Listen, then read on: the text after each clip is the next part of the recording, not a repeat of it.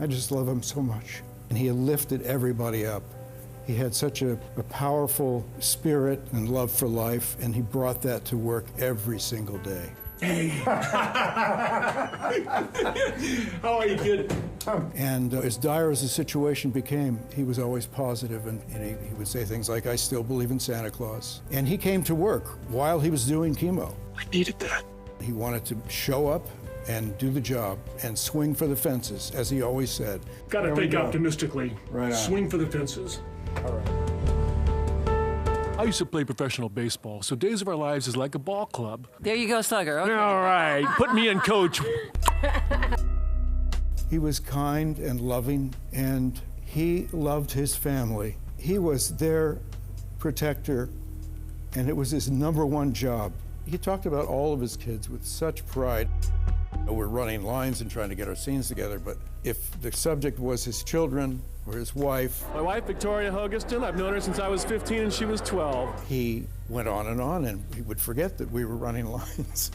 He glowed when he spoke about his children and his grandchildren. 'Twas the night before Christmas, and all through the house.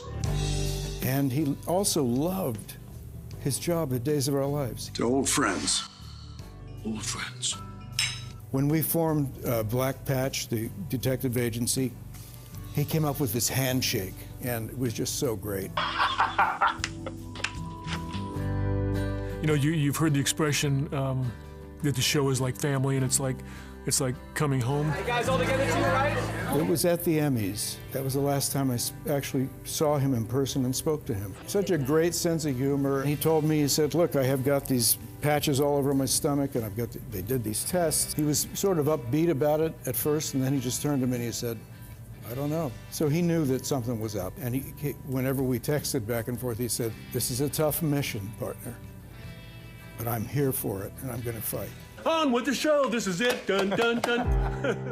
I'll never forget our friendship. Through all of this, I've been trying to dedicate all of my work to him. I feel that every day, I say that, and love to his family, so much love to his family. I want to send that to them. I'm always here for them as well. I'll miss the joy that he brought to all of us, the love that he brought. He was a remarkable person. And I will always love him. I love you. I love you. I am right here for you. We're going to get through this together.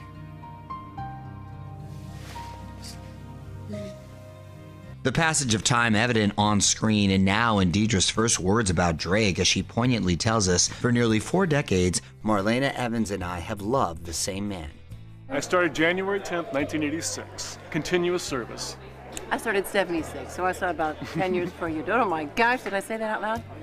John and Marlena's chemistry was always leaping off the screen, as they both told us in 2011 after returning to the show. It was easy and comfortable and warm and yummy as it always was. We fall right back into it, right when we start. We had our first kissing scene, and it's just like, you know, kiss right, kiss left, but you play, there's foreplay there, there's intent, there's emotion. It felt really comfortable. Deidre's tribute continues. Marlena's John is an iconic hero, unfailingly rescuing her from all matter of villains. My acting partner was incredibly professional from the moment he entered the studio, flawless in his preparation and ready for any eventuality in any scene. And we learned firsthand that included a wedding dress mishap from one of her many weddings, this one in 1986. I just thought it was majestic and unusual. The person who did not care for it was Drake, my leading man, because he said it kept poking him in the eye. But he's fine.